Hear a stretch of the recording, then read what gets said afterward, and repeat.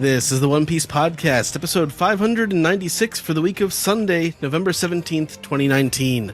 My name is Ed. And my name is Alex. And joining us this week, we have first our very special guest translator for One Piece in Weekly Shonen Jump, Stephen Paul is here. Hey, here I am. Thanks for coming by. We also have our anime recap host, Sam Leach, also Anime News Network One Piece podcast, One Piece reviewer. We all live in a Pokemon world. We do. Oh, God. 10 minutes of Pokemon talk before we even got to record today. Anyway, we also have a very special guest, YouTube sensation Roger's Base is here. That's right. I am also obsessed with Pokemon. I'm happy to be here. And hashtag Score Bunny Squad. Thank you, Roger. And also we have from Rick and Morty animation director Brian Newton is here. Contrary to Sam's opinion, we all live in the Yellow Submarine, and also hashtag Score Bunny Squad. I thought we all lived in the Spice World. Yeah, fire type for life. You know, you can tell that Ed doesn't play Pokemon because he calls it Poké-mon. Yes, that's accurate. Like, you guys were saying a whole bunch of words that I didn't understand before, and now I'm just. My parents call it Pokemon, like Pokemonsters. I called it Pokemon until somebody said that was weird, and now I say Pokemon. That's Well, right. it is weird, so. Good job, kids, Sam. crazy kids in your chin Pokemon. Anyway, this week on the podcast, we got a manga recap of chapter 962, Daimyo and Vassals. We've also got an anime recap for episode 910. Sam, do you have the title of that episode? The title of that episode is A Legendary Samurai, the Man Who Roger Admired. All right, cool. And we've also got, we might have on this episode or possibly on a future episode, a recording of Steve and Zach doing a panel at AnimeNYC, which basically turned into a live anime recap. So we may have two anime recaps on this episode, or possibly manga recap. That's right. We can do another anime recap if you want. It was a good episode this week, but I've had quite enough.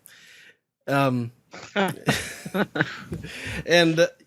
so we also had Steven, you said that the color illustration video for the new manga volume had been released.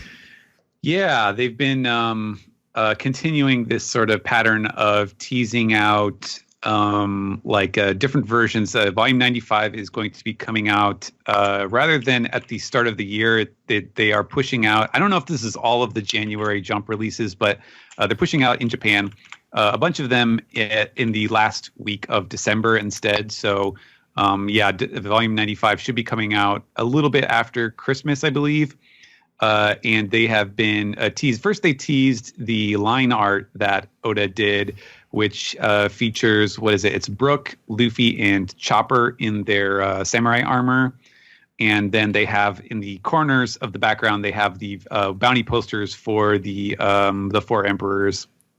And then that was about a week or so ago. And then just in the last, 48 hours, they were putting out Instagram videos and Twitter videos of Oda doing some, not like he wasn't technically coloring it in the way it was. He was basically experimenting. Like he was using the digital coloring to mess around with the coloring. And once he, gets that finalized, then he will actually color in, physically color in the art itself. But it was pretty cool. Have they confirmed that that's his process?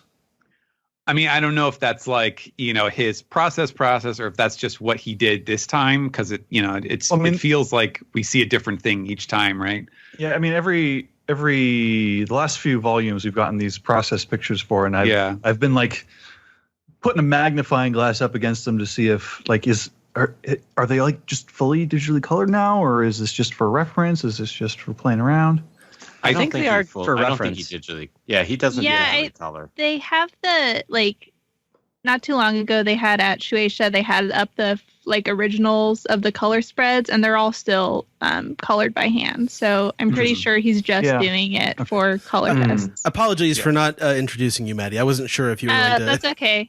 I'll you know how I am. I'll chime in when I need to. Are you also playing Pokemon in the background right now? Is that what's going on?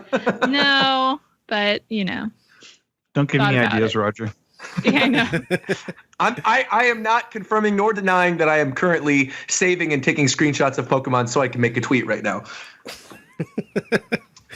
Multitasking. So has anyone watched the?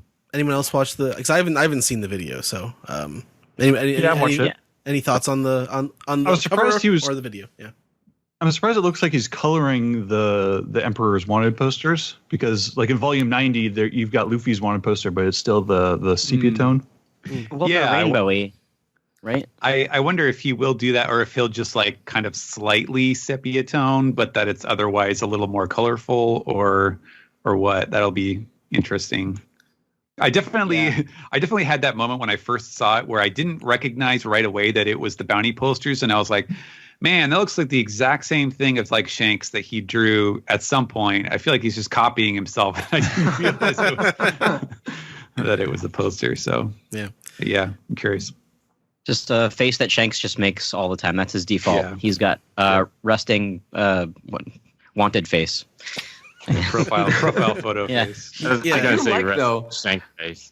You guys are probably right that the colors maybe changed a little bit by the ending, but I actually do like the rainbow color scheme of having the 4 bounty posters in the background. Like I just went on Twitter and I clicked the video, and I didn't watch the whole process before. I just saw the little clip of it, but it looks really cool, and I'm sure that's going to stand out when the volume actually gets released.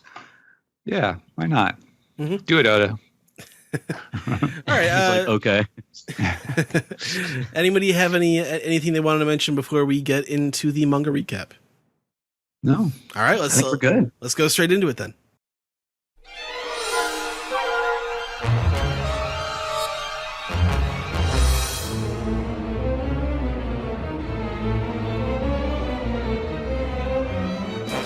This is the manga recap for chapter 962, Daimyo and Vassals. And on the cover of the manga this week, we have the real culprit who has been giving smooches all over Dressrosa. It is, as I should say, this is Gang Bitches, Oh My Family, Volume 12, found the Navy chasing a drunken vacuum kissaholic. And it's Queen Auric of Vacusuck. And she has learned the exact wrong lesson from her encounter with Senior Pink. That's true. She's yeah. Oh boy. I was trying to figure out if this was payoff from the worst chapter of One Piece. I mean, I guess the best thing about this is Vito like ducking his head and like trying to get away unsmooched. Yeah, equal opportunity unsolicited smooching. Well, honestly, she's living up to her name. She's giving all these guys hickeys. Yeah, that's true. It was smooching everybody. Yeah. My brother. God, that poor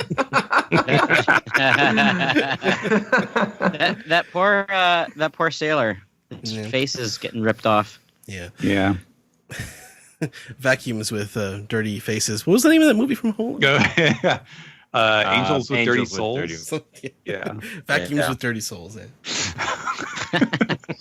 1, 2, 10. Yeah. Which was also used in the Detective Pikachu movie. That's right. That's right. That was a fun little. More Pokemon. I love this. Please bring it on. Come on, more Pokemon references. I'm digging it. It's very timely. All right. Does anyone have anything else they want to mention? Or do you just want to move on from this? Let's keep going. if I was on that scene, I would keep going. Okay. Yeah, pull a Vito. Let's just turn away and keep walking. Pull a Veto. That's what we call pulling a veto. Just if you see something that you don't want to be associated, just keep walking. Just keep walking. Mm-hmm. That's it. All right. So back in Hakumai, Wano, Odin is in Yasuie's castle, and he says, "What, Odin? You're leaving?" And well, there'll be less ruckus, but things will get so boring. And Odin replies, "I understand there's a monster living in Kuri, an ogre by the name of Ashura Doji." Oddly enough, this was depicted in the anime this week. So, Yasuie continues, "Kuri is the cancer of Wano. Even Lord Sukiyaki cannot control it. If a criminal escapes to Kuri, the authorities are powerless to get them back. But if he does not have the strength to survive in Kuri, only death awaits him. It is so lawless, it might as well be another country." Everyone's like, "Sounds fun. Perhaps I'll take a little tour around Wano." Yeah. just gonna wander on in, and yeah. So he says, "Just look at this, sir. This is the room he was staying in. So Odin has departed, and he has left quite a mess." That's like the Who are staying there. Yeah, exactly. Keith Richards or something. Yeah. Spinal Tap. Where's the shark? Yeah. How does one turn a living space into this state? You gotta bill him for the repairs. No, he's Vash the Stampede. He's a natural disaster. You're too soft on Odin, Lord Yasuye. But then we hear Yasuye say, "The money's gone." And one of his guys says, "Yes, I put it right here in the safe." And look who it is, a little scumbag. It says, "It pains me to say this, my lord, but I did witness the act. I saw Lord Odin slipping the money into his sleeve. Yeah, I saw him do it. I knew it was him." or no, this is the other guy. "I knew it was him. This is how he repays us. It's unforgivable." But Yasuye correctly notes, Odin wouldn't steal it. He'd just take it. He just take it right out in broad daylight. So he questions him. He says, "You're sure of this, Orochi?" And you can see him squirm a little bit, and he says, "Yes, my lord. I apologize. I was too afraid to stop him." As he grins with his eyes closed, very sort of obsequiously. And Yasui's like, "This guy's full of shit." He doesn't actually say that. He's just thinking it. It's on his face. Yeah, all over his face. He's doing the universal sign of trustworthiness, which is like that hand washing motion where he's rubbing his hands. Who is he? Ace Attorney villain did that once. What is he? He's like one of the Trade Federation guys from episode 1. Oh God. Oh God. We don't talk about them. Yeah, we don't never need to go. talk about them. Yeah. Never. Okay, Steven, you're next.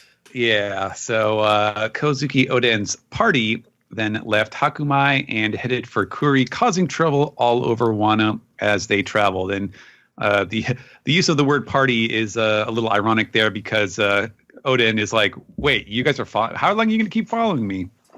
And there's Denjiro and Kinemon, and they're just his groupies, basically. "We'll follow you as far as you'll go. We really love you, man." And he makes an incredible face there, and one of them is like, "Oh, he does not like that." I love that face. This is the best face. Yeah, it's a great expression. And true to, I think, Oda's sort of flashback / montage style, he gives you a different look every time he switches the scenes. So now they're outside of some building. It looks like this might be abandoned because it kind of looks like the shoji screens are kind of like popped out in the background. But it's raining, and they are standing guard outside, out in the rain. And he's like, "What are you doing?" They're trying to guard him. They're servants. And he's like, "Just get under the roof, you idiots." So he's clearly accepted them by now. And they're like, "Well, what are you doing?" And he is sitting at a table by candlelight with a brush, and he says he's keeping a journal because apparently voyagers overseas write in them every day while on their ships. So Odin is already practicing being a pirate. You mean his captain's log? Yeah, yep, that's exactly what he is referring to. Yes, the ship log. As far back as what was the first arc that we heard that Baratier with Don Krieg. Oh yeah. Yep. Yeah. And then we get a setup here that what follows is a series of excerpts from Oden's travel notes. And he says, "In Ringo, we met 2 hungry urchin brothers. They tried to make money by dancing, but the townsfolk were cold to them."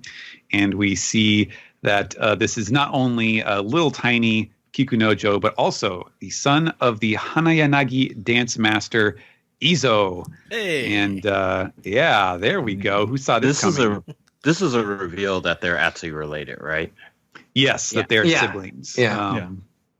Oda was kind of teasing a connection in the SBS recently, wasn't he? Right. He was like the 10th Division Commander of Whitebeard Pirates, something like that. Yeah. I forget the number, but this is a pretty clever reveal, I think.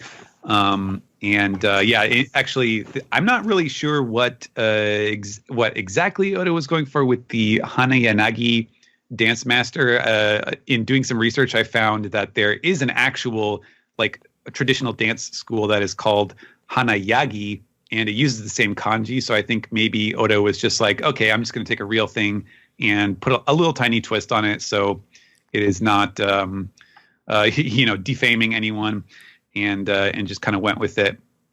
So we find out that these were the sons of a traditional dancing school, but when their father was arrested, the family split apart, and we get this tiny little drawing here of they're all gathered around the pot of oden, and you see these tiny little scamps, just like, you can barely even see them, but you can tell from like the sweat marks that they're just like busy eating away, and Oden is yelling at them, "I didn't say you could eat."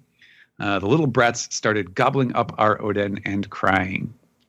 And meanwhile, in Kibi, we came across a monstrous creature that cut the hair off of both the living and the dead. And we see this like horror movie scene where there's like a corpse with its hair chopped off in the foreground, and there's people running and screaming as a shrunken head. Yeah, it kind of looks like that. As a figure is slicing off the hair of its victim. It turned out to be a little freak who sold brushes made with hair for a living. Little freak. Yeah. He tried to go after my hair, and once I walloped him, he started following us. And we see that this is Goblin of Kibi Kanjuro. And he's like, "Oh, I give. I thought you were a corpse." He said he was persecuted for this in the past. If you ask me, he deserved it. Owen's like some beat cop. Yeah. I'm pretty sure this is a reference to some kind of yokai. Wait, no, hold on, Brian. Are you saying this is Law and Odin? Oh my God. Write it down. I mean, you did it. Yeah, you have to write that down. Yeah, so Goblin, what's that? What was that? Was the yokai. In Japanese? Yeah. So it was the yokai of Kibi. Yeah, we never really like formally introduced that term in this series, in this arc, which is like something. It's like the more times that it shows up, the more that I'm like, I kind of wish I had found a way to establish that word just to make this a little easier. But I'm pretty sure this is referring to some actual kind of traditional yokai that chops people's hair off. I'm sure Joey's listening to this right now and just yelling, it's this. I mean, he hasn't watched 80 episodes of Gekige no Kitaro for nothing. Exactly. Yeah. I'm kind of surprised that was even something that needed to be translated, though, when, like, knowing Yokai Watch is obviously a series people are familiar with in America, and it is kind of still like a weird thing. But it's right on the line. Yeah, exactly. Exactly. It's like right on the line where you don't want to isolate people and say, oh, if you're not familiar with this weird. I mean, it's obscure, but it's just a little too obscure for mainstream audiences. So sure. Yeah. So we're on the next page, and the journal entries continue. In the deep forests of Udon, rumor spoke of an infamous bandit who kidnapped women and beaten men half to death. You see in the brush, right above them is a shadowy figure who is pondering why they're following him. But the entry continues. It only turned out to be the genius ninja Raizo, who quit the Kozuki clan's Oniwanbashu, and after a kunoichi turned him down. I bet I know which one that was. And he says, He says, "Oh, I'm at my wit's end, Lord Odin. I cannot live in the shadows." And here he is, a younger version of our former Kozuki Oniwabanshu Raizo. And in the lawless land of Kuri, we see the ogre, the Oni, known as the strongest monster in Kuri, Ashura Doji, and he has a giant sake cup that he is filling with the blood of what I presume to be a venomous snake, just to show us how badass and evil he is. Very scary. He towers over his flunkies, and he says, "Kozuki Odin's in Kuri. He's got the Shogun's bloodline. I want to kill him.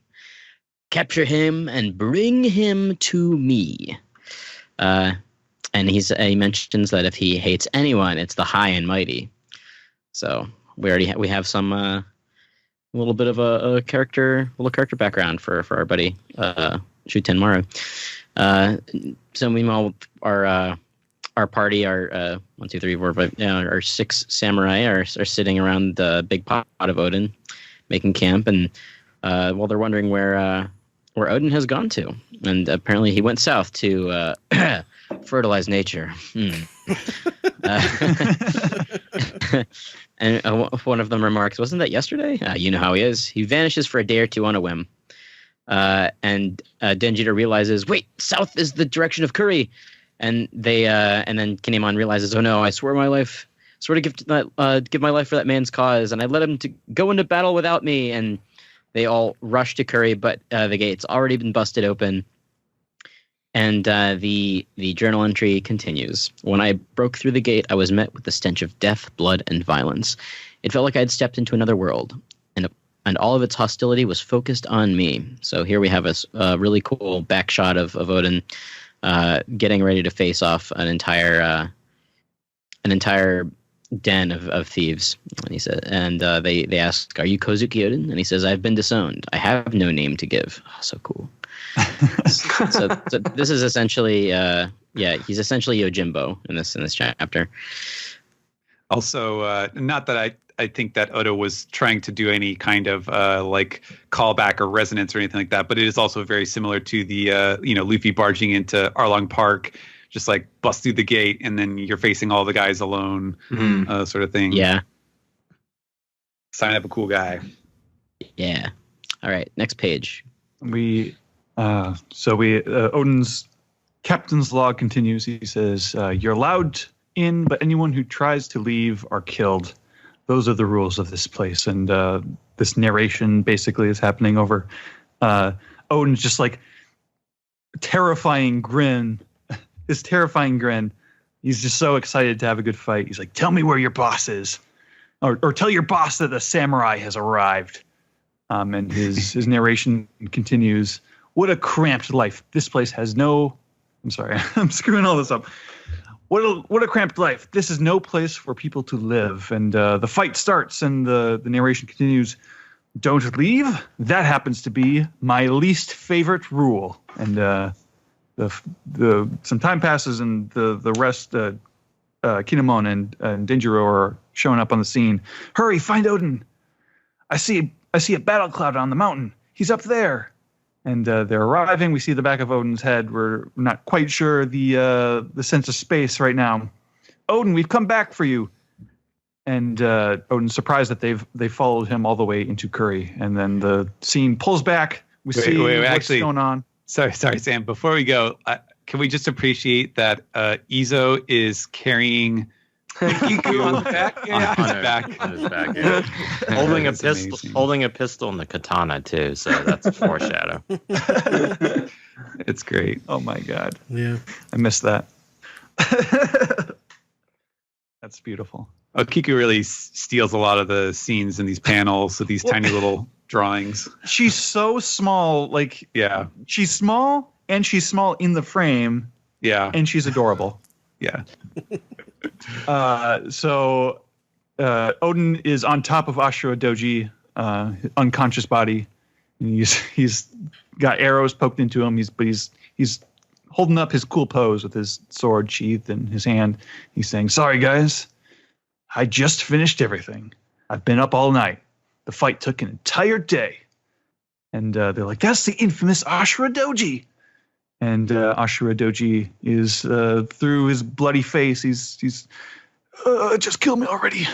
I can see the future ahead. I've got nothing to live for." And Odin says, "Hey you," to Kinemon and Kanjuro there, and like the whole group essentially. "Do you still love me?" And not even waiting for an answer. "Then lend me your wisdom and strength. I've decided these worthless hooligans need me as their king." Ryan. And then we some time has passed. We see what's his name? Saku. We don't have a name for Sukiyaki. this guy. No, that guy doesn't have a name. Sukiyaki is Sakuyaki's dad. attendant. Sukiyaki. The messenger guy? Yes, with the shades, the cool shades. Just call him he's running- Shades. Yeah, we don't have a name for him. Shades. Yeah, if he was in the Burger King Kids Club, his name would be Shades. So Shade is running through in the panic. Huff, huff, huff. We cut to I don't think these are Odin's writing anymore because it's referring to him as the third.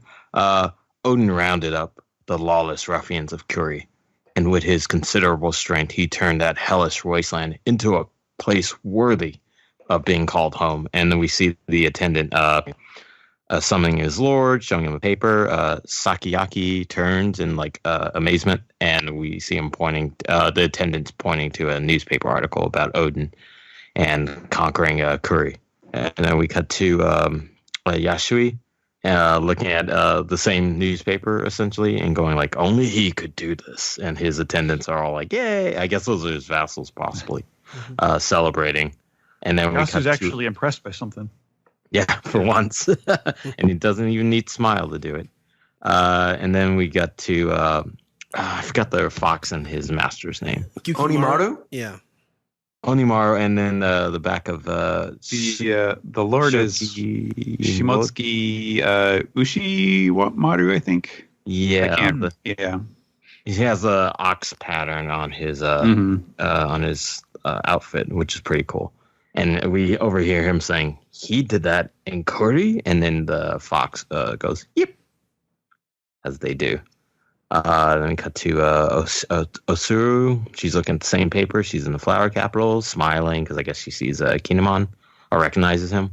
And then we cut to more text of the narration box. In recognition of this remarkable feat, Shogun Kozuki Shakiyaki retracted his disownment of Odin and gave his son the title of Daimyo of Kuri. And you see this awesome kind of like newspaper ink spread of the group, Odin and his future vassals, and they look really cool. And the best is the tiny little slip of Kikunoju sticking out. Yeah, it's just you can't forget she's there. Next page is a full shot of Kuri now kind of built up, and with all the workers and the bandits now all together celebrating this news. Our very own Odin is going to be Daimyo of Kuri. He did it. Now Kuri is a proper region of Wano. I can't believe it. We worked so hard.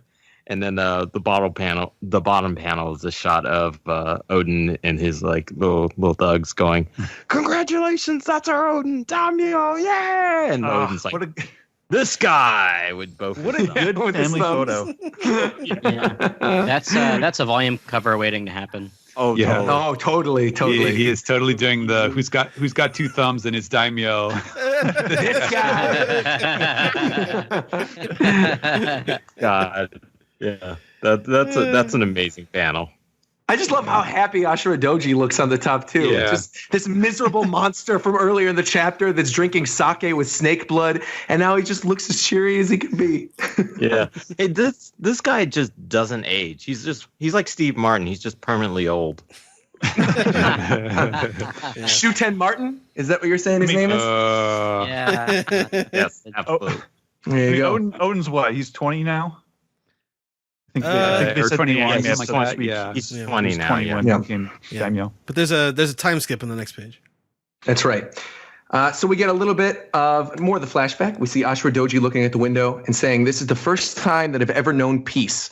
Thank you, Odin." And he goes back to his normal sad state as Odin kicks him in the face and says, "Don't be a creep." And Shutemaru's chasing him down, and Odin responds, "Look, a daimyo needs vassals, but I don't want to be assigned some stuffy, stuck-up nobles." And he exclaims, "I would rather have you all. You should be my samurai." And once again, great family photo. Everybody's crying. They're so happy. Kanjuro's face is sort of smushed in against Kinemon's. You can see Kiku and Izo on the bottom. Denjiro patting Kiku's head as well. And you can see they're all cheery. Their tears are flooding out of the building, and their snot's flying out of the building. And Odin's going, "Okay, get off. No more snot. No more snot."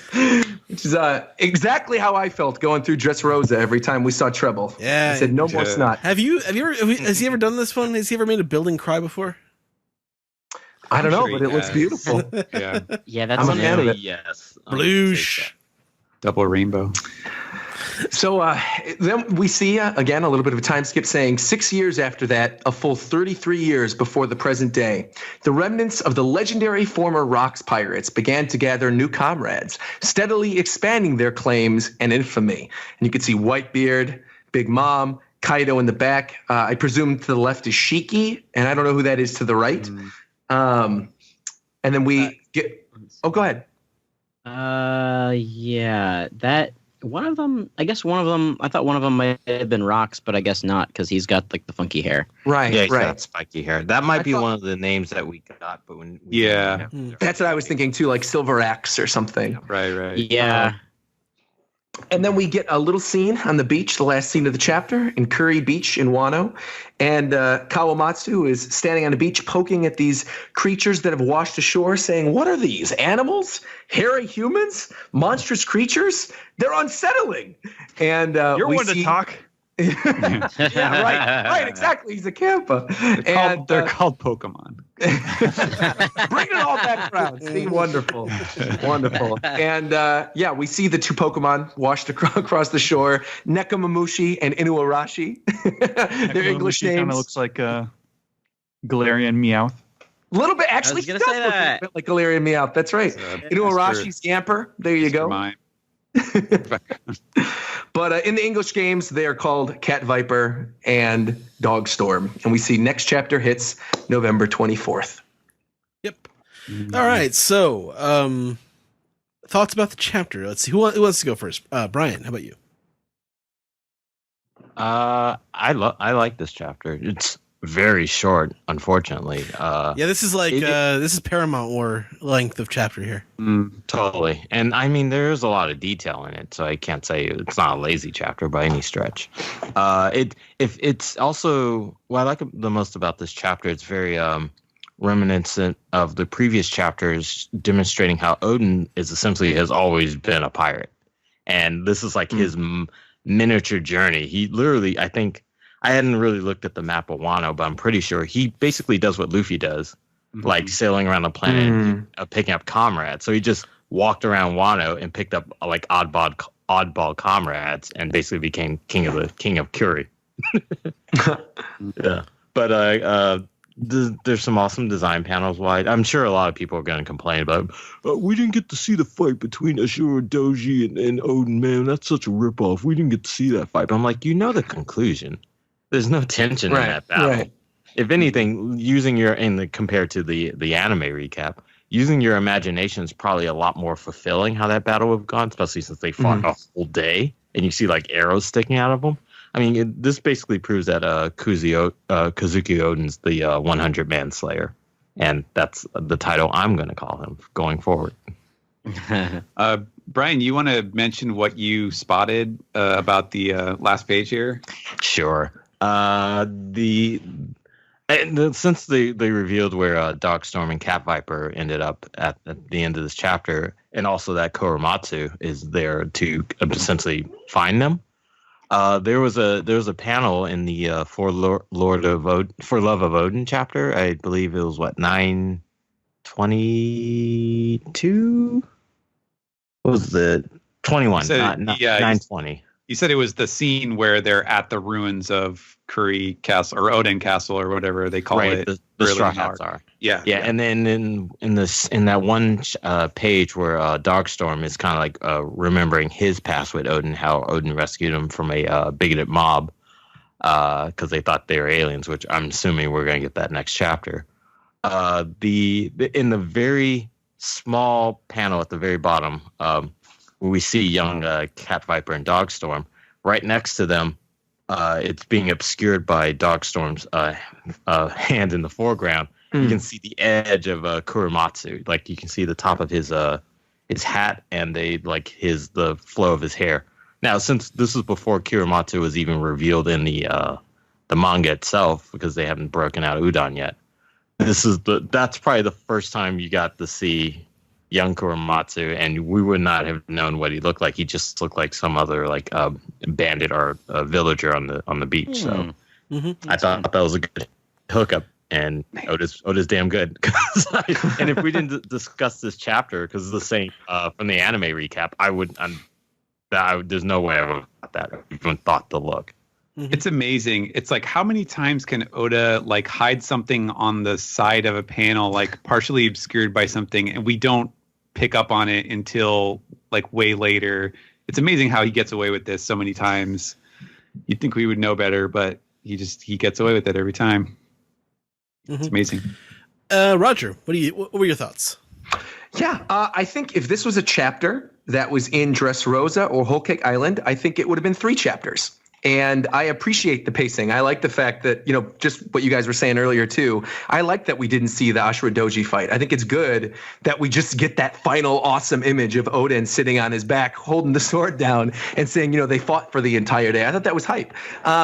Yeah, I mean, I think this is great. This is cool, getting more backstory on the different vassals. I liked seeing the young version of Kanjuro and Kinemon. I thought his backstory was really weird. I wouldn't have expected him cutting up people's hair and turning them into hairbrushes. Izo was also really cool to see Izo here. The thing that stands out to me is we know at some point that Oden is going to join Whitebeard. Like, we know that's going to happen at some point in the story based on the stuff Roger? that was... No, Roger too, but Whitebeard as well. Because it's brought up that he was once part of Whitebeard's and then joined Rogers. So that would be when Izo. Exactly. That's exactly what I was going to say. Is I think Izo is going to end up staying on the ship and being part of Whitebeard's crew still when everybody else goes back. So I thought that was actually a really interesting way to tie Izo into the story, while still, again, because he's told us before that they're going to end up joining with Whitebeard at some point, giving us a little bit of a hint of what's to come. So I thought that was really neat. And then again, to see the reminder of that at the end of the chapter, talking about the Rocks Pirates and seeing Whitebeard at the forefront of that, I thought that was pretty cool. I like Ashura Doji as a character. And this isn't something I don't think I was on for the episode where Shutenmaru was first revealed, but that's one of those characters that was introduced in Wano that I've liked from the very beginning, and sort of getting to find out the full story behind him and the progression of what happened in Curry and how he gained respect for Oden. I appreciate it. And I like his design. Like you guys said, it seems like he never ages, which is also interesting too. And I didn't notice the first time I read the chapter when I did my live reaction earlier this morning, I didn't notice that was Inuarashi and Nekomamushi on the beach. I thought they were some like fox creatures. And I'd even literally said that as I was reading it out loud during the live reaction. I was like, oh, are these going to be related to Onimaru or something? And it didn't even occur to me like, oh, of course, this is Cat Viper and Dogstorm on the beach. Yeah, I've been expecting the show up at some point, so I was like, okay, there they are. Yeah, and again, like him clarifying that it's 33 years before present day and that it's 6 years after what we'd already seen. The thing that's standing out to me too is that we haven't seen Toki at all. Well, of course, like Momonosuke is what, like 7 years old? So he isn't born for another 6 years past where they are in this timeline. Right. So like he meets Toki when he goes out to sea. Like, it's pretty clear that she's not from Wano. It doesn't seem that way, at least.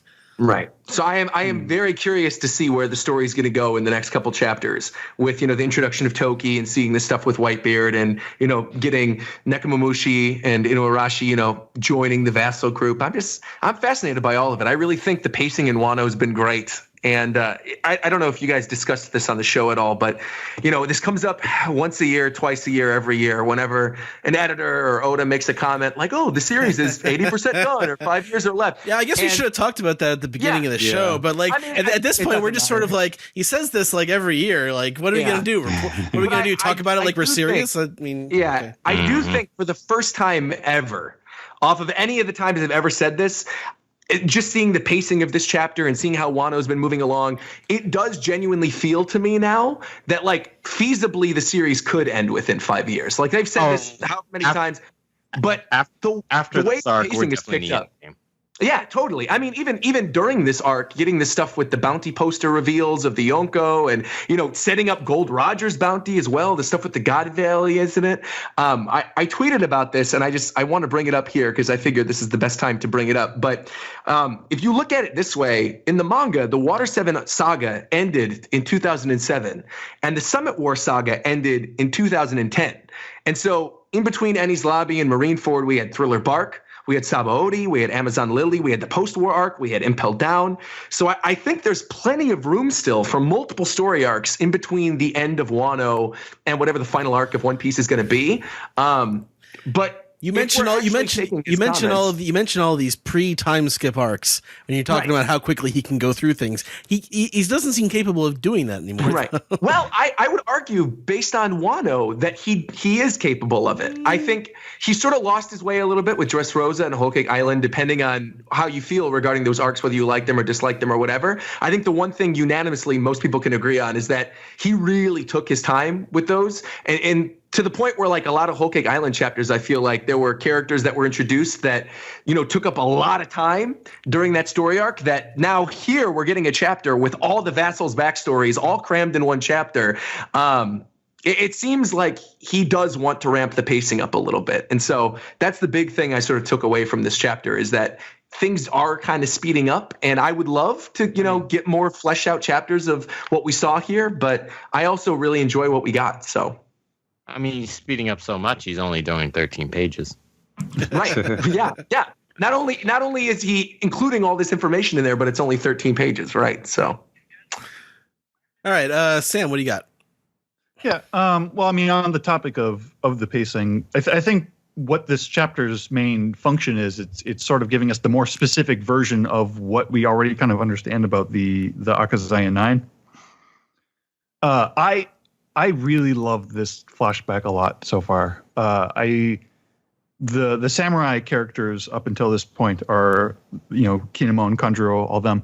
Like, they've just been extra characters to the series. I haven't really cared that much about them as characters, but this flashback just makes them make so much sense. So, what's the word I'm thinking of? Just so economically. It's not like we're learning really big, shocking information about them, but just a little bit goes along. Like Kinemon and Denjiro, I love their, like, super passionate fanaticism, where they kind of look a little dumb and silly, being like making an idol out of Odin so much, but you kind of like respect their just like earnest passion about it. It does a really good job of explaining why they are where they are in the present day. Yeah, like he's a guy that they like even when he's not like giving them the love back, like they're like, oh, he's the guy.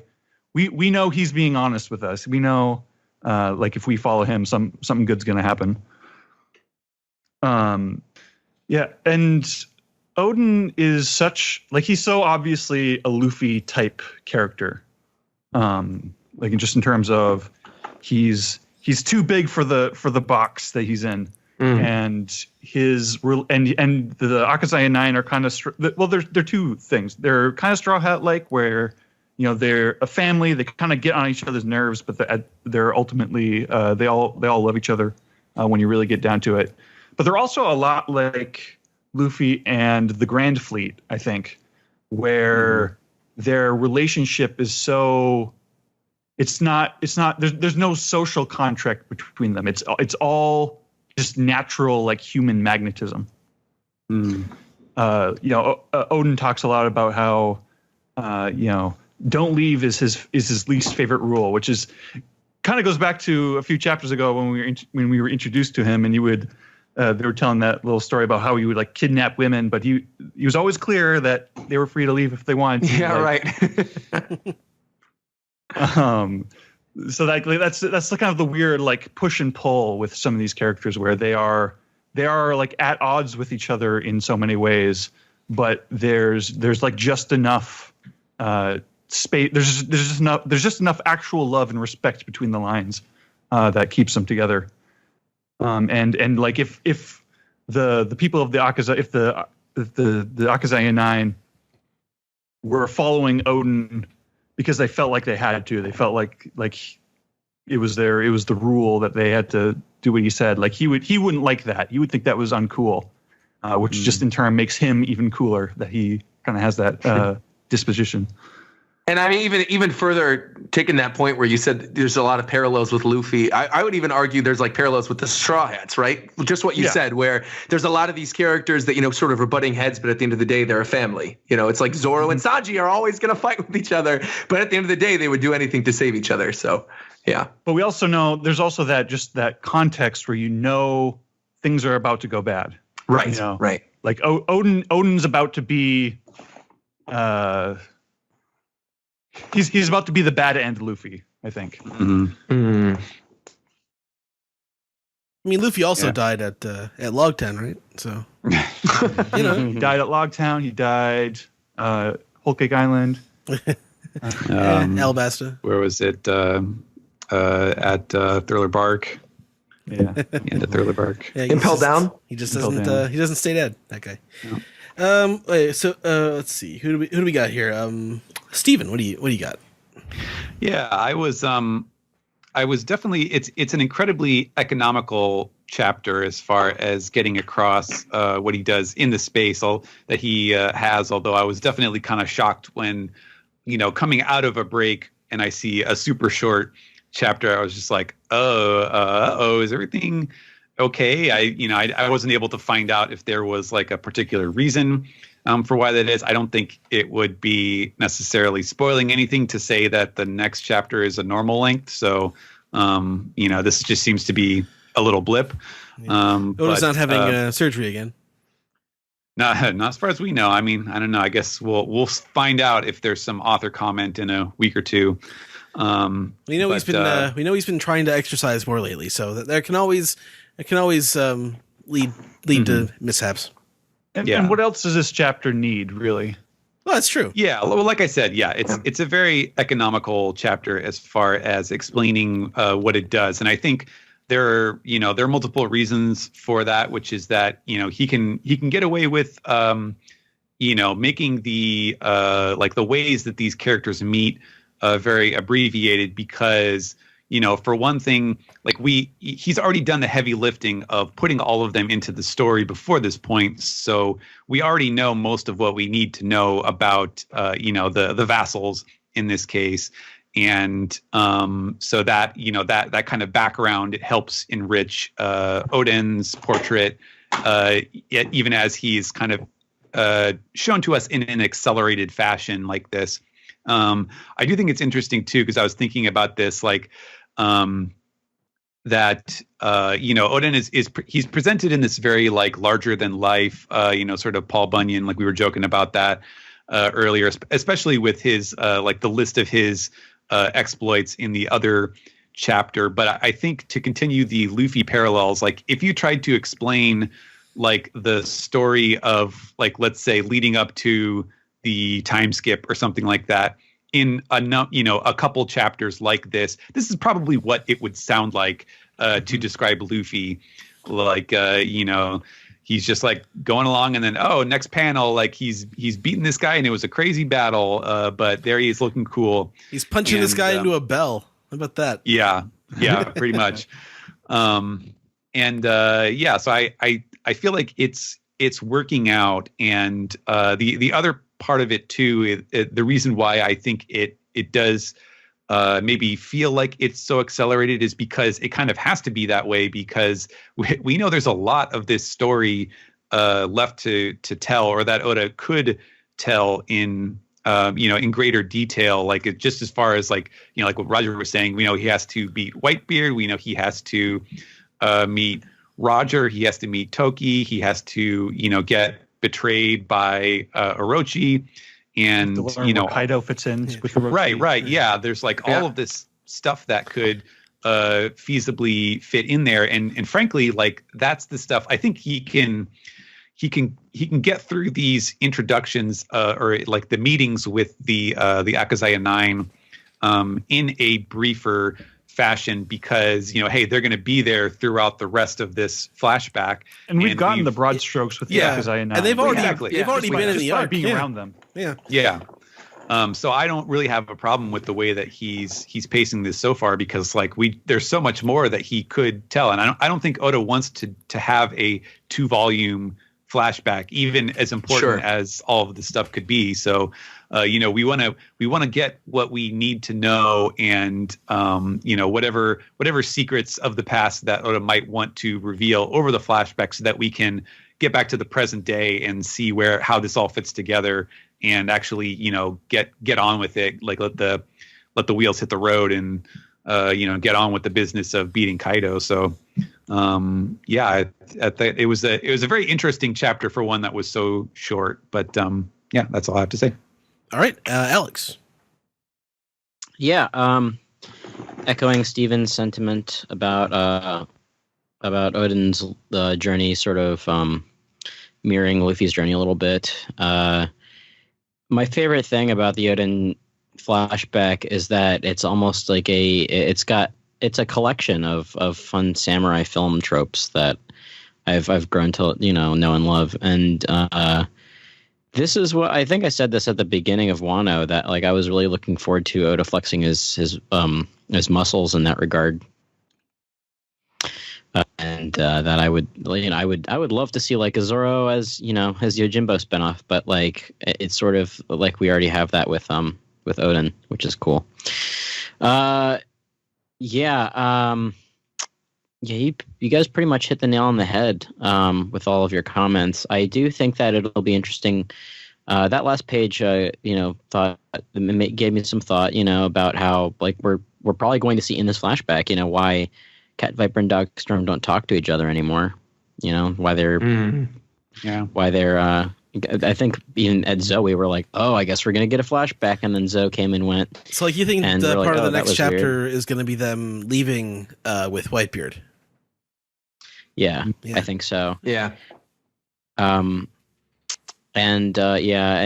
it does make me wonder, like, when Kaido is going to factor into this. Like, how many of the Rocks pirates come to Wano? Like, is it just Whitebeard and Kaido, or did the others come as well? Great chapter. Really looking forward to seeing where it goes. Okay. The only thing I really have to add is I liked how they put foreshadowing in so much in One Piece, but like I like the bit of where Orochi is already trying to frame Odin. Like he's already trying to set him up for crimes and like trying to. Yeah. He's putting it in, like we're just getting right to the point with what's going on there. So I love that. I love the pacing in this chapter. I love the reveal of Izo, and we'd seen in SBS previously that her child. I guess I'm not sure if. Well, we know that Kiku refers to herself as she. We don't know about Izo, but like that they were dancing and like had the fan dance in the SBS illustration of their childhood. So that was interesting. And Odin's just this. Odin's like the coolest guy. He doesn't even have to like. He's not trying to be cool. He's just being himself, and that makes you even more cool. You don't even have to try to be that guy. Yeah. Yeah, he just inspires people to follow him. So he's confident and he's right to be. Yeah, he's more Luffy than Luffy, really. I mean, Luffy's a lot more caring. I think, and that might be partially because of the way he was raised. What's also funny is like Luffy and Odin are relative. Yeah, Odin and Luffy are relatively the same age. Like Odin's like 18, 20, and the dude looks like he's in his 40s. Yeah, that's true. Anyway, that's all. You guys have pretty much gone through. We ended up talking about this chapter for longer than I thought we would. There's a lot of stuff to go over. I mean, there was like I said, there was a lot of stuff that was packed into this that I feel like could have been multiple chapters. But I mean, again, I'm right there with you guys. I like this pacing because I think when we move into what's going to be happening in the future with Kaido and Whitebeard and everything else, it's you're going to need a little bit of a breather, Mm-hmm. Yeah. All right, you guys want to move on into the next segment? Let's go. All right, cool.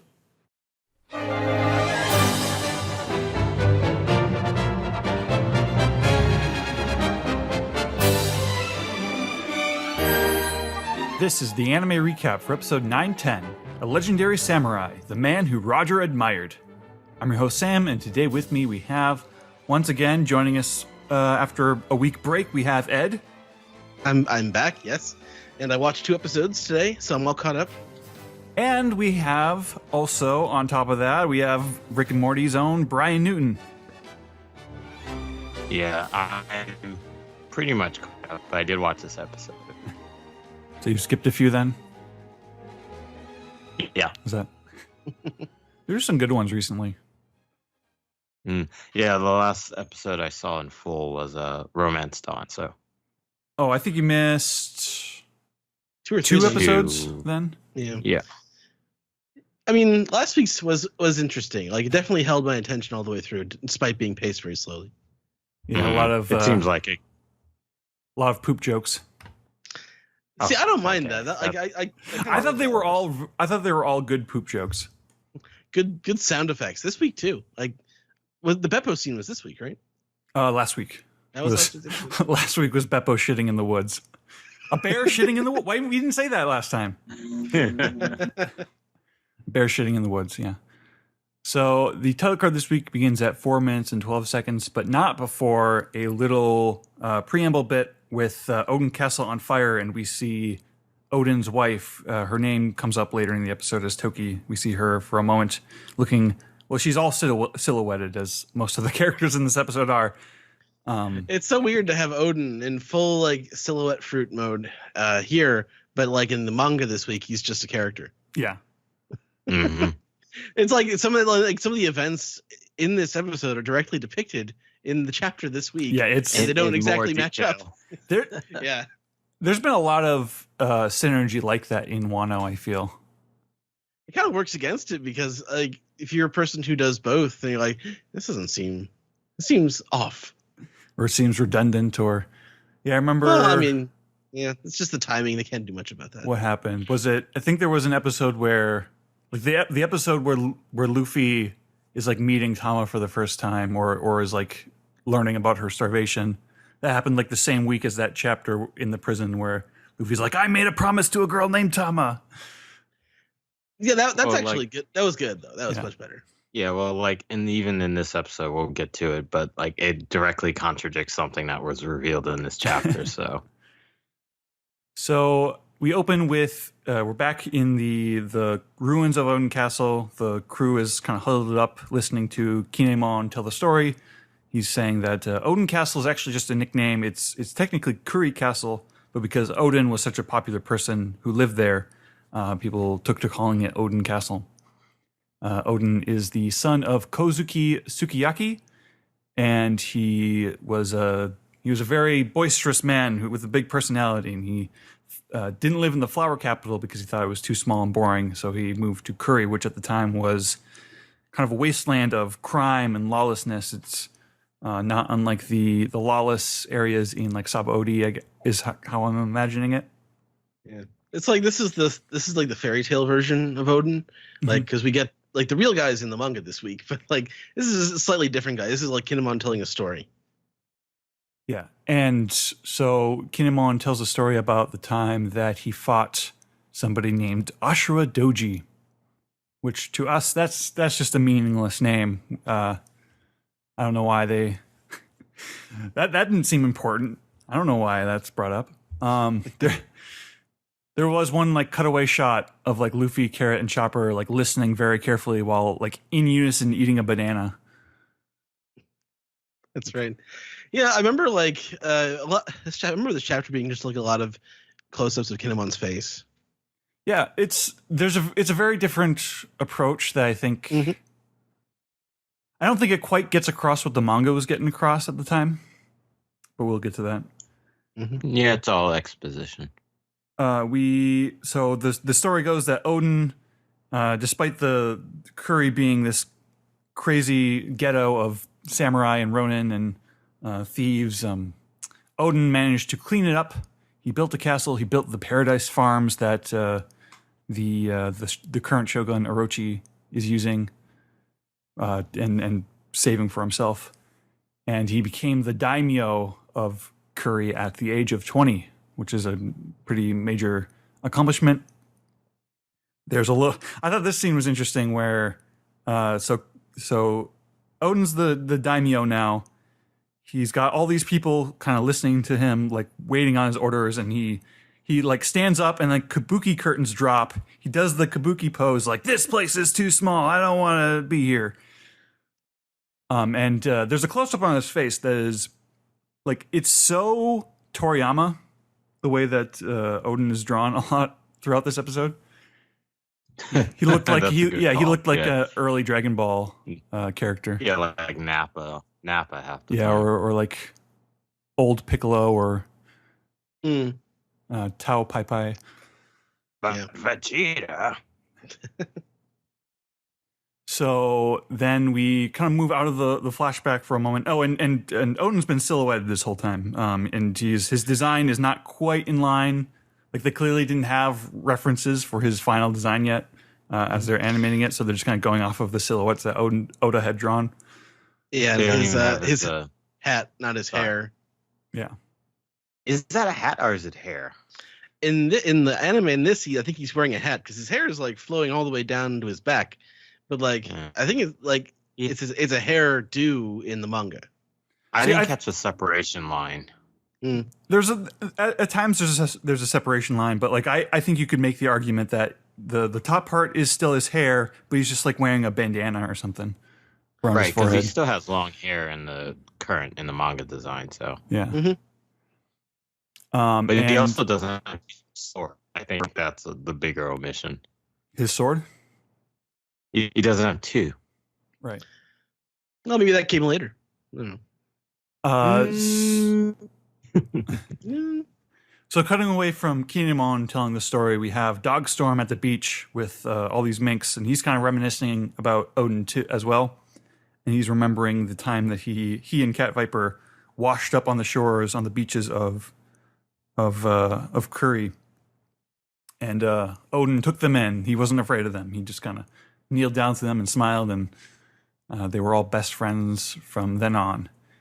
And then as Kinemon and the others kind of get to this point in the story where it's about Odin's death, they kind of tighten up. They're fighting back tears because they have to get to the part of the story where Odin is labeled a criminal by Orochi, the guy who secretly, they describe it as he secretly teamed up with Kaido, which I don't remember that line specifically in the manga.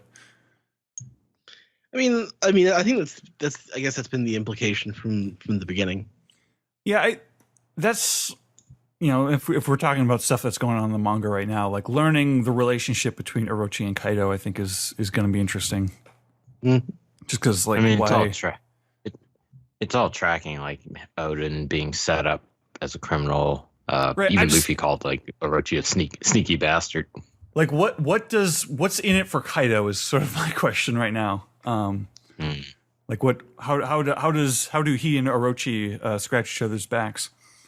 That brings us to the eye catch of the episode. We come back. We have the finale to Zoro and the tiger fighting. Which was this is all filler. This is all just so that they can sidestep that joke in the manga where Zoro got lost just completely off panel. I don't know. I kind of prefer that, but they took out all the funniness of it. Yeah, correct me if I'm wrong. I think Zoro does actually beat a tiger in the manga, though, or at least we only see like the end result of it. Does he? I think it's like a panel. Like it's one panel, Zoro standing there talking about how everyone else got lost but him, and there's a defeated tiger in the background. I'll check on this, but I'm pretty sure that was within the context of the story. Yeah, and underexplained. Yeah, they definitely scrub out the humor in Zoro getting lost here, because he fought off the tiger to protect his friends, and now he notices there's a dock, and he's like, "Oh, cool! I'm going to go to that dock." So Luffy, we come back to the castle, and Luffy in the subtitles calls Orochi a sneaky piece of shit. Yeah. Just a little Scanlation language right there. I've been disappointed with Crunchyroll subs lately. Like, yeah, I know the what you mean, little things are bugging me. Like when they like underexplained, like untranslated things, like translators. Yeah. Oh yeah, and last week's episode where they're doing the open nation, closed nation teacher teaching the students, they just use the Japanese terms, and if you're an English speaker, you actually have no idea what they're talking about. Yeah. So we have Kinemon's remembering Odin now as a criminal, getting teamed up by some samurai and getting slashed up.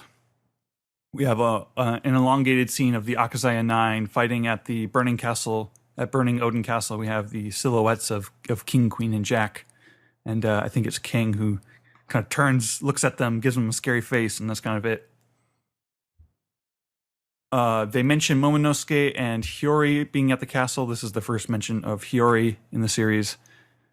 And the samurai Kinemon and friends, they meet up with Toki-sama, who has the time fruit, and she's telling them, "Oh, you need to go to the future. You can't come back to the past after you've gone, but that's what I'm going to do." And they're just kind of confused. They're like, "What? What are you doing?" And then they get popped, sent flying. When they pop back in to the future, there was a very Dragon Ball Z kind of feel to it. Like it felt like teleporting in that show or something. Oh, yeah, I can see that. Some little magic-y deal. And Kinemon also mentions that there was, I guess, a rumor or something, or some suggestion that Toki was born sometime long in the past, which is obviously related to her time fruit. So they're in the future. They're kind of confused. They're like, why is the castle, where's the fire? Why is the castle just gone now? Oh, crap, those are our graves. And they're starting to put two and two together. It's a very emotional scene. The whole thing where Toki is explaining how she isn't going to save herself and go forward into the future because this is where her story ends, and she's happy here. That was a very touching scene. Again, this is sort of a leisurely look, and it has a leisurely pace, but it really delivers the emotional punch. There's so many emotions in this episode. I mean, so many emotions. I'm just being reminded how much. I mean, it's not a new observation that Wano is a pretty packed story in terms of subplots and characters, and I guess the most interesting thing is they talk about how she was born far in the past. Yeah, she's super interesting. What's her story? Why? Yeah. Are we gonna get a multi-chapter story just for her? Just to explain. A brilliant kind of take on her message to them about how no one can go into the past, but you can only move forward to the future. Mm-hmm. That's simply saying what we can all do as human beings is hey, the past is the past. Just live for tomorrow. Essentially, that's what she's telling them. Yeah, but in a more literal sense. Yeah, a very literal sense on a pretty classic, I would say, anime video game trope. Or thematic trope, or is a theme a trope?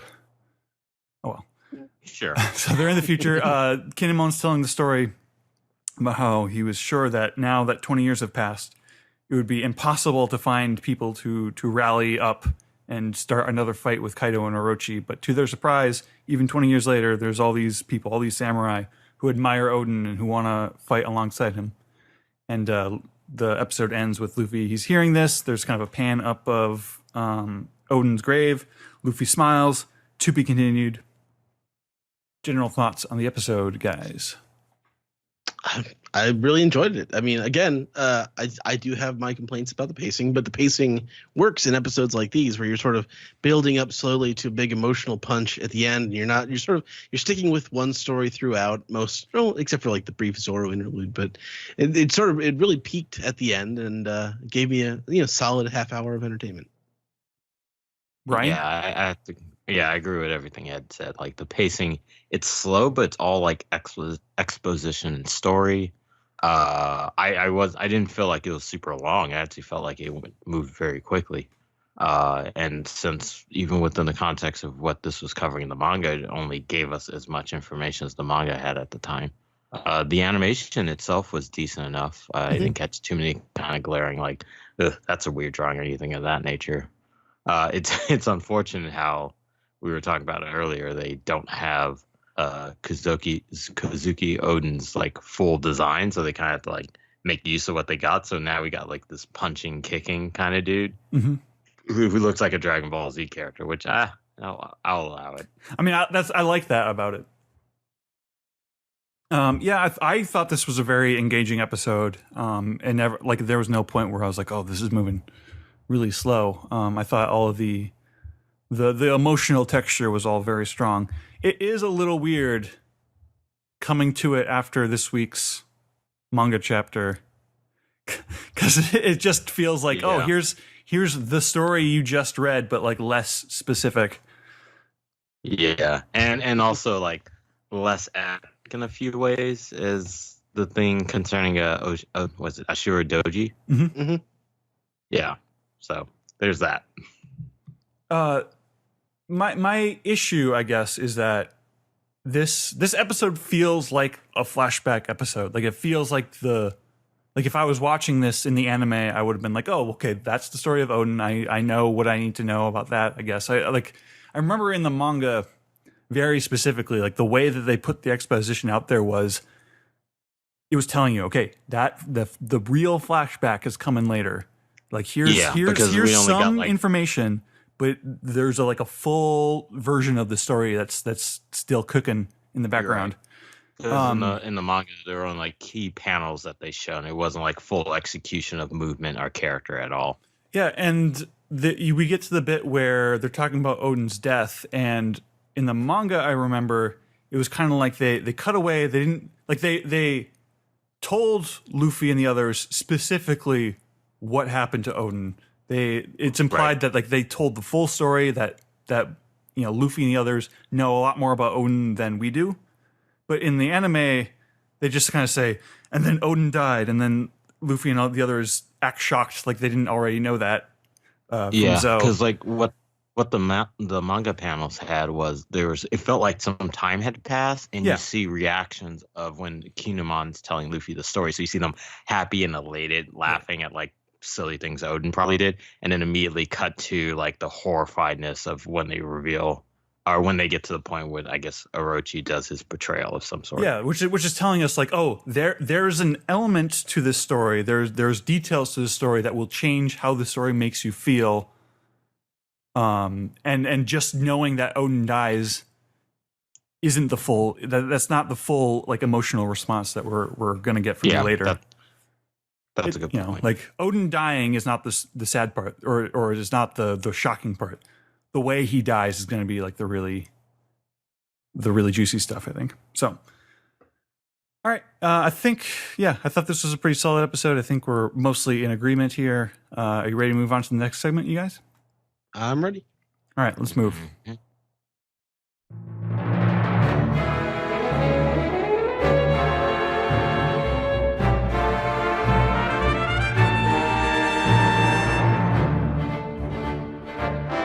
All right, this is the piece together segment where we got your cute little dog storm and cat viper Pokemon. So first of all, this week we've got some Discord. Sam, you want to go for this piece?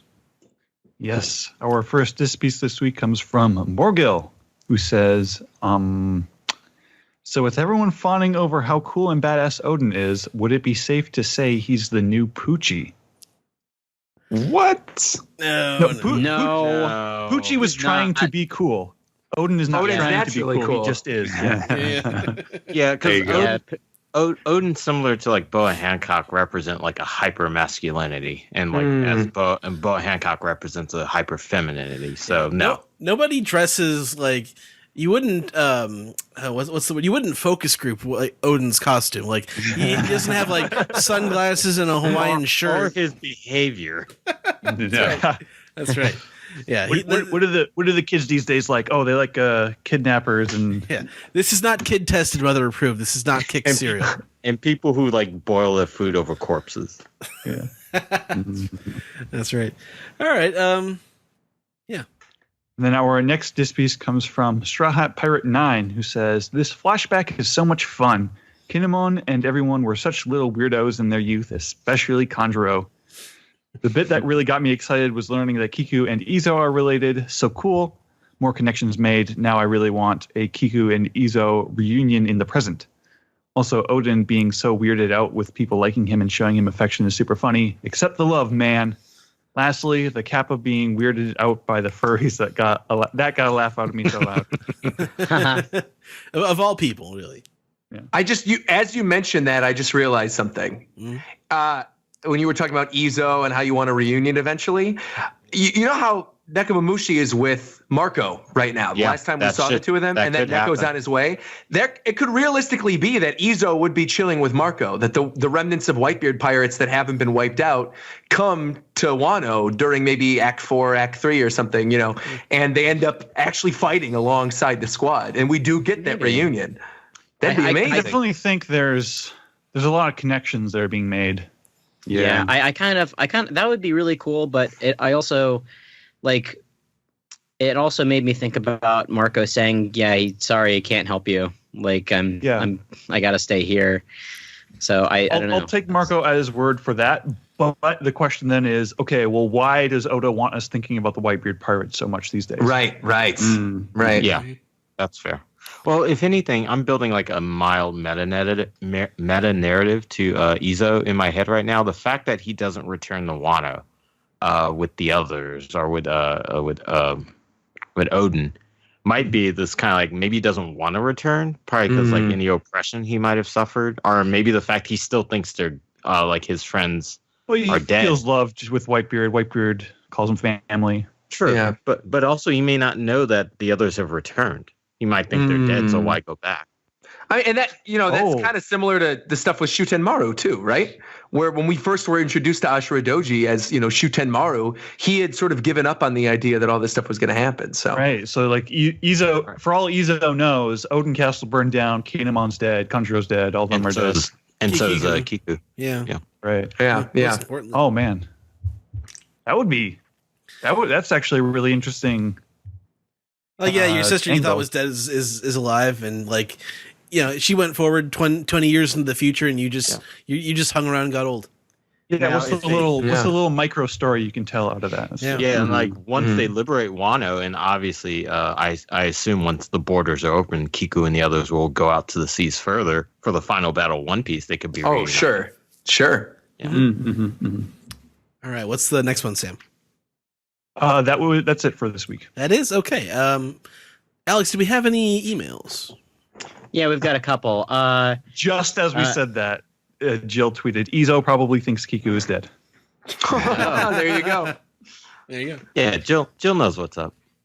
So this one is actually from 9 days ago, so I'm not, but it was unread, so I'm not sure if Zach read it last week or not.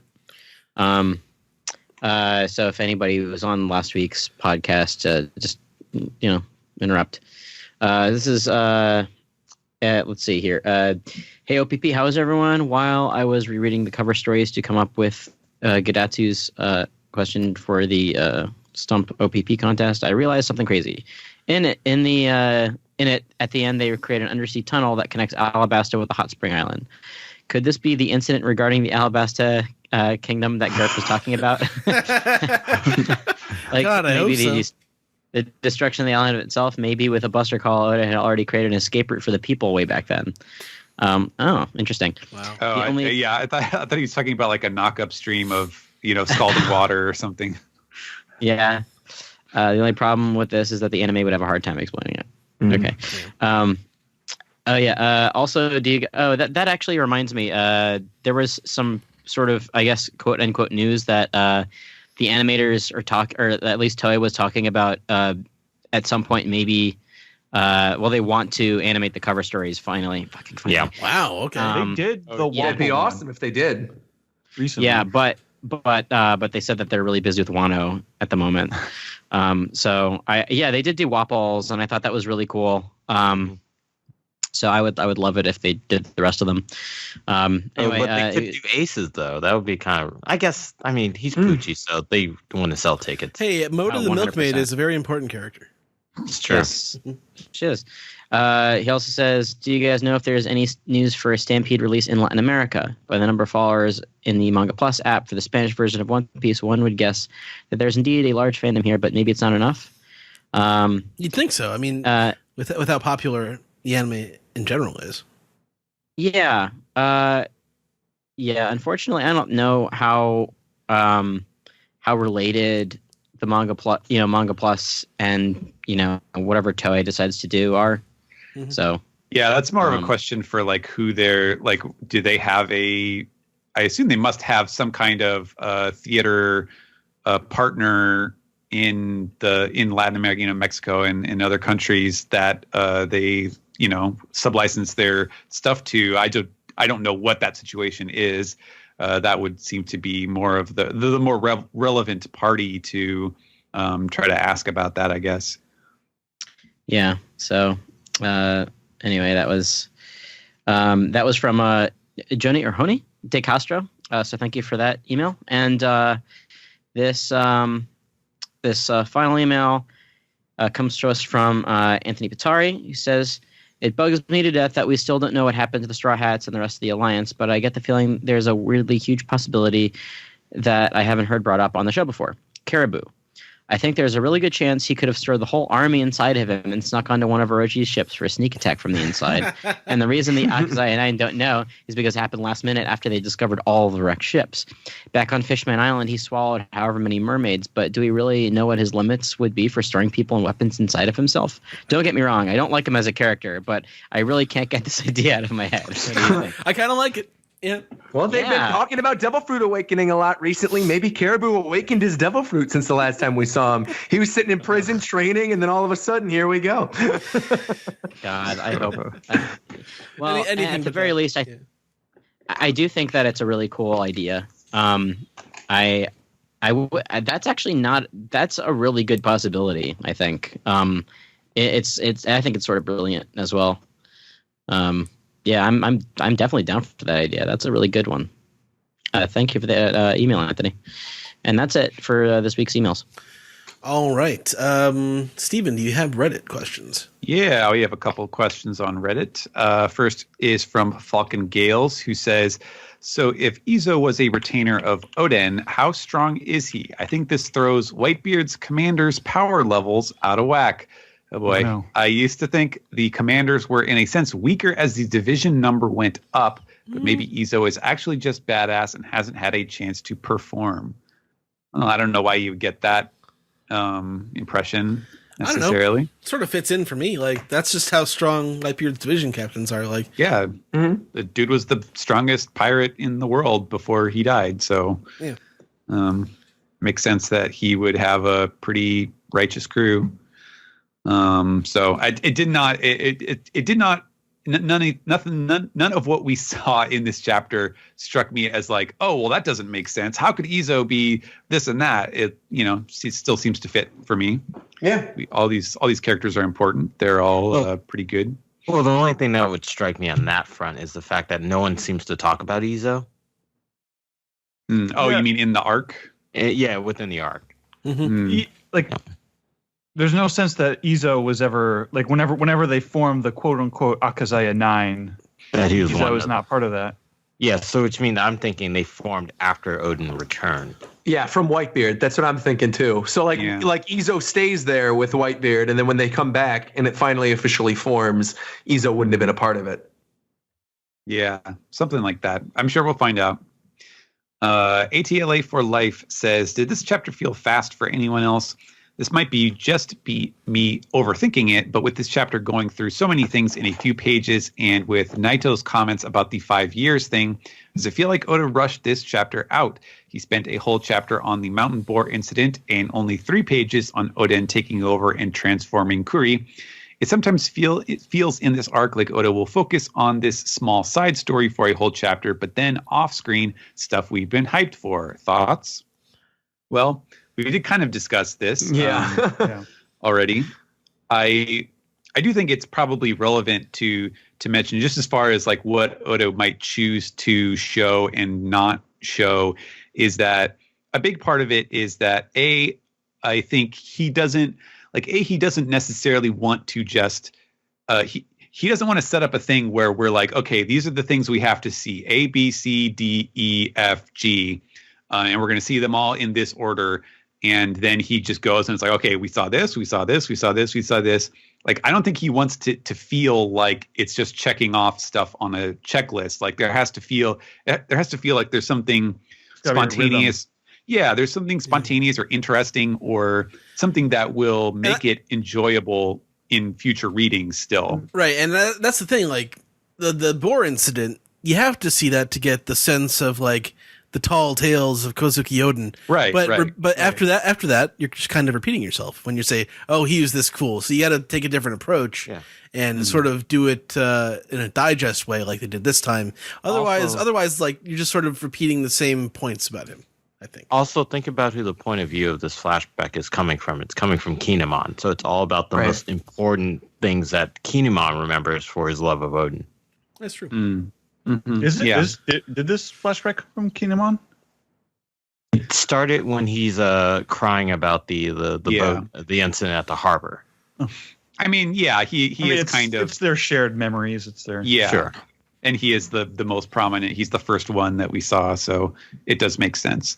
But yeah, and also it's just that like Oda, he wants every chapter to have something that is entertaining, something that's like cool or funny or interesting or something like that. Like, he never wants to just go through something because he set it up and he needs to show it. Like there has to be something that is entertaining about it that you can reread and it will always be cool and fun. And so, spending a bunch of time on, showing him doing a really cool thing to save the city from the mountain boar is something that, will still be exciting or thrilling, when you read it, rather than having that be the thing that's just like a little side note, like, oh, and then he saved the city from the boar. And then we have a bunch of pages of him, being introduced to the characters that we already know that they know each other. It's about making sure that each chapter is fun and has like something cool in it to show off. So having said that, let's see. Grand Reboot says, I'm going to bring up our favorite topic, Scanlations versus official release. Oh boy. So I heard many arguments on both sides for a while and wanted to discuss this with a friend who also was a One Piece fan, but he had never heard of Viz Media, let alone it being officially free. We're from South Africa, and the advertising of it has not really taken place over here. I have been wondering how many people actually know about the availability of this product. Whether someone chooses to follow the scans or the official release, I think it is first important for people to know that the official release is an option for them as well. I understand that making it cheap and free puts a lot of pressure on the company, which is why I wonder if it cannot take advantage of platforms that already exist for it and enhancing it. For example, Rogers Base, while taking a hit for following the official release, is still a valid platform to promote the product. Hey, thanks a lot for the shout out. I will say this. I've talked about this on multiple occasions too, and there's still people who are like so angry with me that I don't do the live reactions on Scan Day anymore, because I think there's sort of this mentality of it's like, well, you did it before, so why aren't you doing it now? And it's like, well, yeah, I did it before. There wasn't an option, right? Now there was an option, and I always paid for Viz, but I mean now it's literally free. Like there's no reason. It's coming out at the same time. Like if you're gonna do that and you have a platform, like you might as well just do it. Like read it officially. And there's so many other things to talk about and discussion videos to do and other topics to do that it's like I can wait the extra 2 days to talk about it. But there is this mentality, at least within the fandom, especially on YouTube, that because everybody else is talking about the scans, it's like, well, I'm not going to watch you then because you don't follow the scans. And then I just was like, okay, well, that's fine. Like if you don't want to watch me, then that's fine. You don't have to. Like I'm going to keep doing it the way that I want to do it on Sundays. I also have something to kind of say about that because I don't do live reaction or anything, but like I know about entertainment, and one of the things that they don't understand what you're sacrificing is simply like in the news media, it's like you have to be first to report the story. Right, and in this sense, you've already built up the audience who people coming to you because they like you as like that, your form of entertainment, the voice that you give. So your fans will stick around with you for that reason. So it's like you're not hurting anything. You're not hurting anyone if you really like how this person conveys their events. Because a lot of the live reactions, they usually like a day or two later simply because of how long it takes to edit and cut together. Sure. And so why just wait? Yeah. But it is something though, and I think you hit the nail on the head a little bit, which is that like, yeah, the people who want to watch you for you, they're going to watch no matter when you upload it. And I think the only thing you really lose is the people who are searching frantically on YouTube for spoilers like the night that the leaks drop, and so those are like a lot of views will come from that. But yeah, the people who just want to watch you for you, they're going to watch you no matter when you upload. So that much is really not that big of a deal. And again, I took a hit in terms of viewership for it, but there's other stuff that I want to do videos on, right? And so I love One Piece. It's amazing. It's my bread and butter. I want to talk about it all the time. I do lots of videos on it, but at the end of the day, it's like there's other things that I want to discuss, and I think that's totally okay. But if the option's there and it's free, just wait, be a little patient.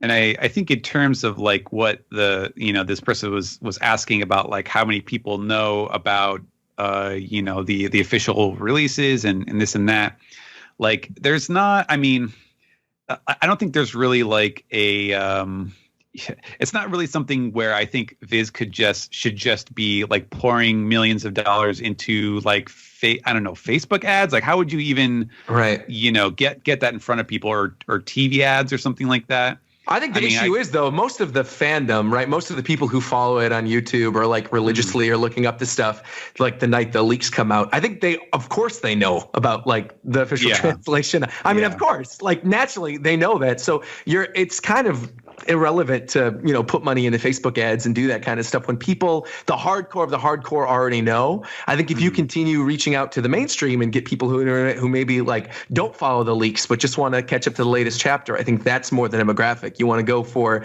maybe the anime viewer who's trying to get into the manga, as opposed to the people who are already following the manga. Because again, you're going to have a demographic of people that are going to wait, but at the same time, there's going to be people who read the scans immediately, right? There's people who read the text spoilers before scans even come out and do videos on that. So there's always going to be somebody before you when you're uploading something. Yeah, there's so much only like these corporate media entities can do. Right. This person was mentioning being in South Africa, and I don't know how much reach they have out there. Sure. But it's also incumbent within the community to say, hey, there is an official scans, there's official translations and either hardbound paperbacks or like online on these websites. That's something that doesn't cost anything. Even if you're reading from the scanslation, I always appreciate it back in the day when people say, hey, still check out the official work.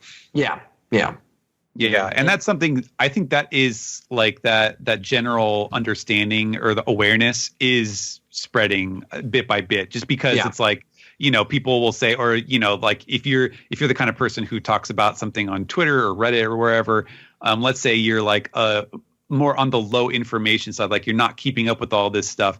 And, people will be saying, well, like when this chapter, like when the official one came out, it said this or that. And it's like, oh yeah, it's because it's free. You just go on this website. Like that kind of word does filter through.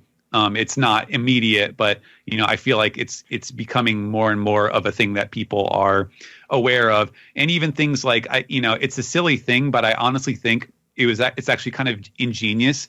Is like seeing how many people talk about on Manga Plus, which is the the Shueisha side that is available to more countries. They have the rankings of like which series gets the most views.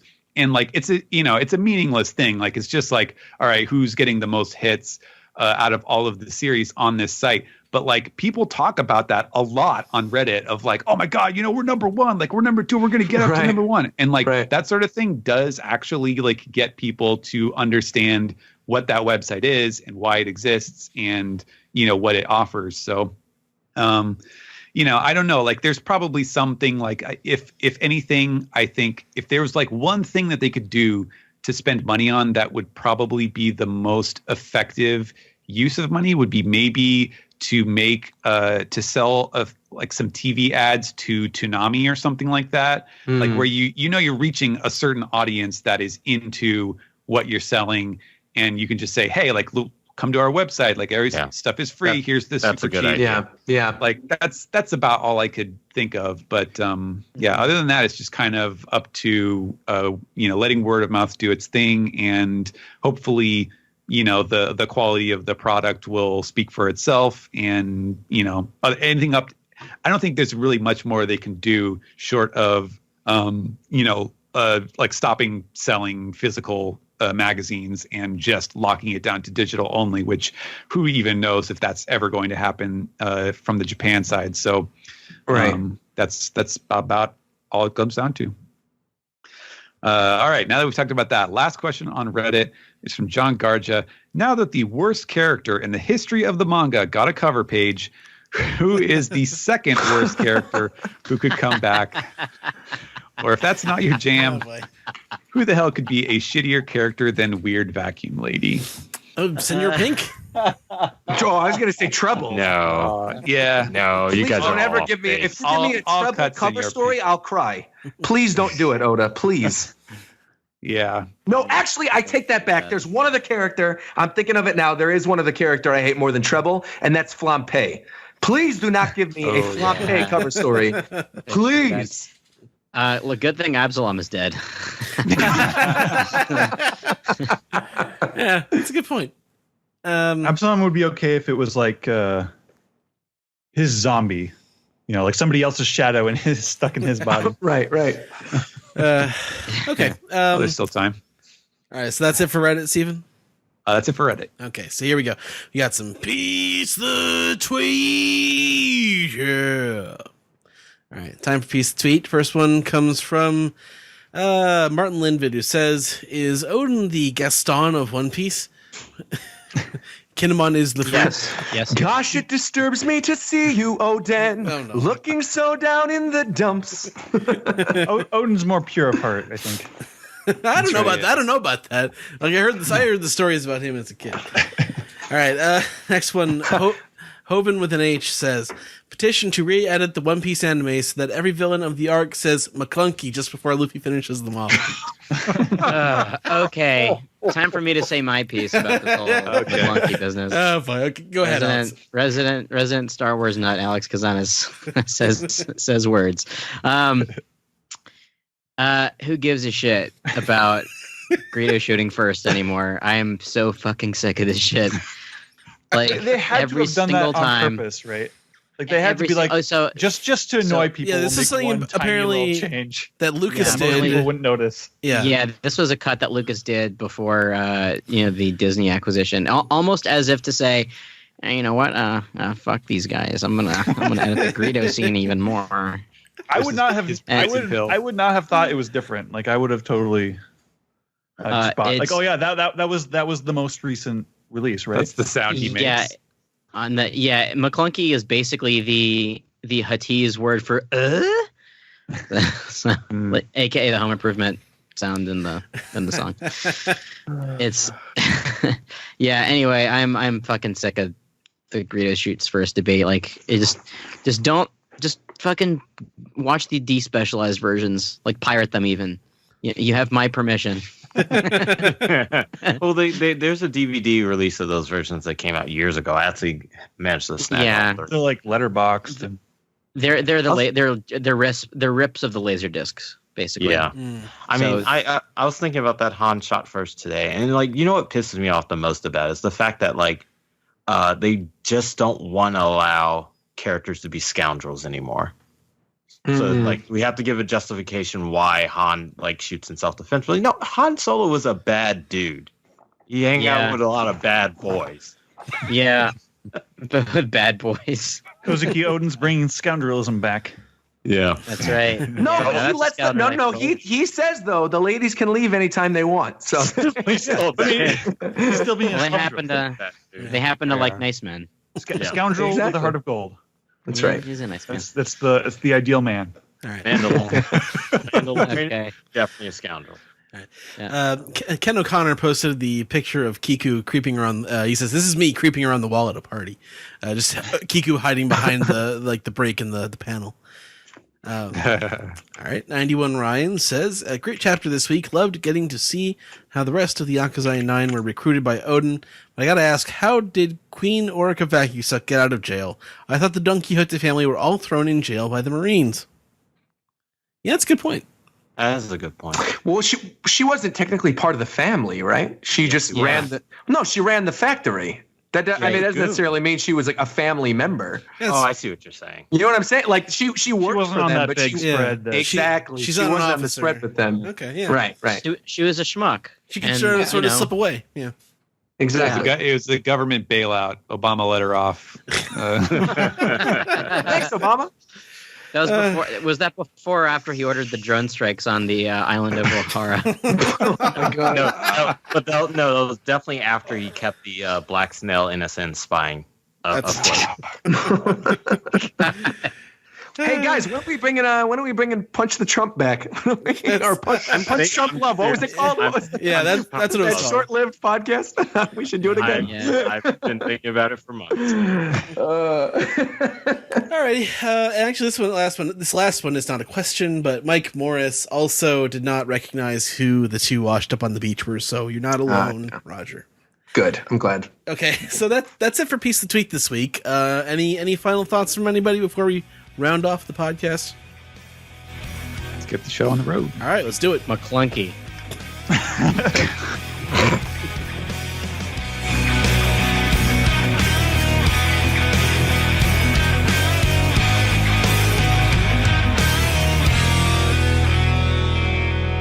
This has been the One Piece Podcast, episode 596 for the week of Sunday, November 17th, 2019.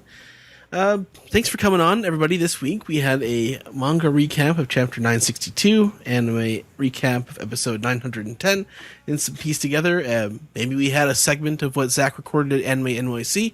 Maybe that'll appear on a future episode. I don't really know. But for now, just want to thank everyone who came on the show this week. First of all, Roger, how can the people out there contact you?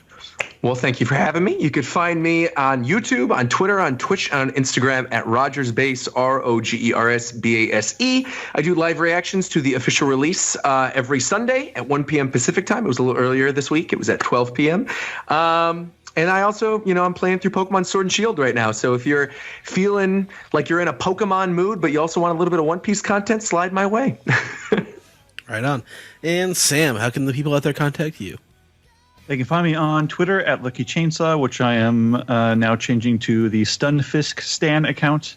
They can find me on AnimeNewsNetwork.com, doing the daily streaming reviews for One Piece, Black Clover, and My Hero Academia. Some of those reviews have been a little late lately, but bear with me.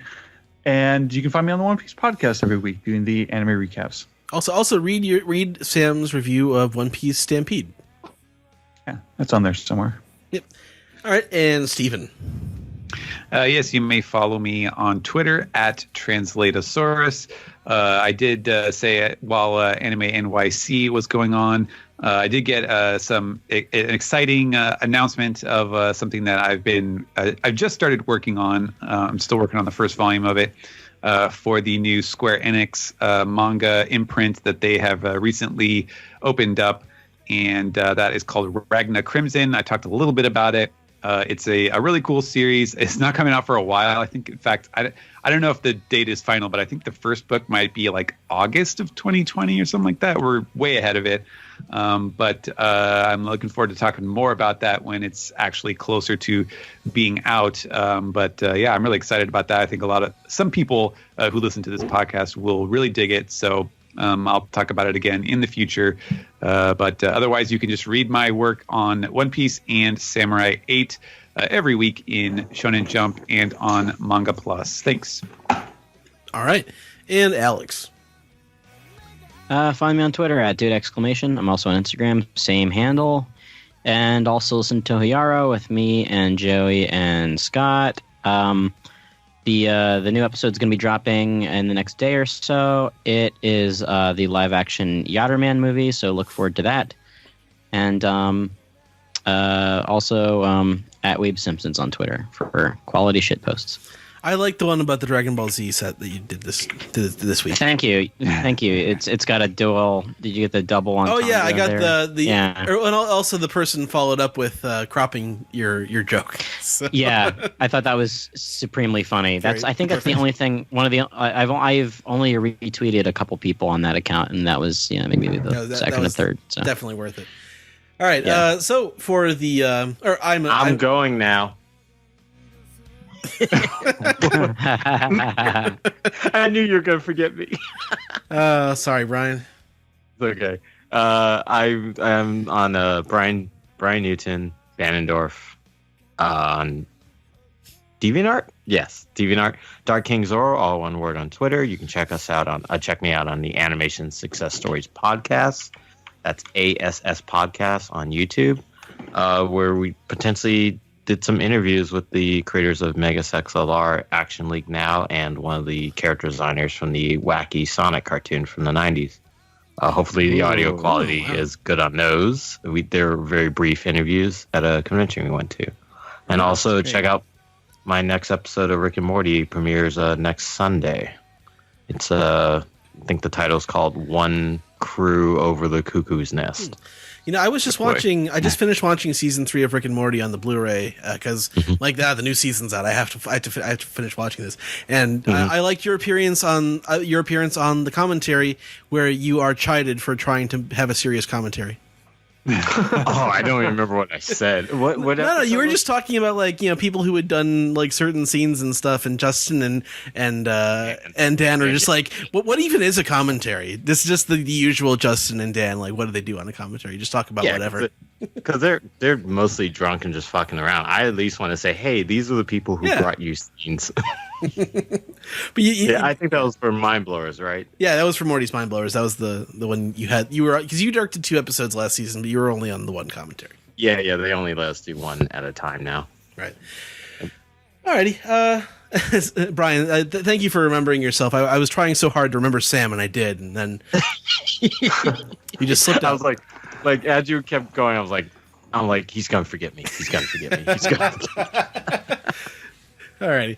I'm not going to forget myself. I am at Liberty One Piece on Twitter. I'm also at Weeb Trailers. The podcast can be found at OnePiecePodcast.com, Twitter.com, YouTube.com, and Facebook.com/OnePiecePodcast. OnePiecePodcast@gmail.com is the email address. One Piece Podcast is our Skype name. You can subscribe on Spotify, subscribe on SoundCloud, subscribe, rate, and review on Apple Podcasts, or call us on our phone number. That's 347-497-MAJI. Maji. It's 347-497-6254. Call anytime. Anytime. With your questions, your comments, your theories, your I don't know why your vacuum has a dirty soul. I don't know where that came from. Alrighty. I don't know. Shuten Martin. I'm just reading titles now. Alrighty. So, for the One Piece podcast this week, my name is Ed. And my name is Alex. And we'll see you next week, everybody. Goodbye. Bye. Bye-bye. Bye-bye.